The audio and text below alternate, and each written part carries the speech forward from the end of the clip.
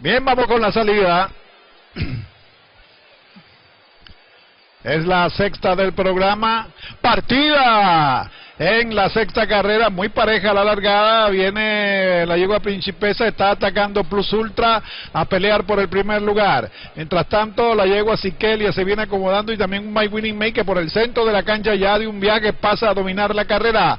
Está quedándose por fuera en el segundo lugar Principesa. En el tercero está avanzando por la parte interior Plus Ultra. Luego trata de acercarse la yegua Escalea y se quedó Siquelia en el último lugar. El 4 Plus Ultra pasa a dominar la carrera. Plus Ultra corre en la punta. Mientras tanto, My Winning Mate corre a medio cuerpo en el segundo. La lleva Príncipe Sanda en el tercero. En el cuarto viene Siquelia avanzando con Escalea, que lo hace por la parte exterior de la cancha. Plus Ultra domina. Van así a cubrir y cubrieron en 23-4 los primeros 400 metros. Plus Ultra domina Principesa por la parte exterior y My Winning Mate por dentro. Las tres pelean por el primer lugar. Mientras tanto, se acerca ahora Escalea y por dentro Siquelia también se mete en la pelea. Las 5 tienen chance de ganar cuando vienen a la última curva, entran en la recta final. Plus Ultra domina, ataca Principesa por la parte exterior de la cancha y viene My Winning Mate, también la yegua Escalea por la parte exterior de la cancha, está dominando la yegua Plus Ultra. Escalea la carga por la parte exterior de la cancha, el 9,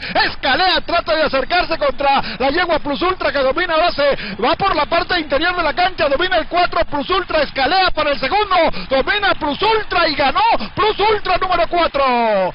Segunda Escalea, tercera llega My Winning Mate, cuarta Siquelia y la yegua Principesa arriba en el último lugar.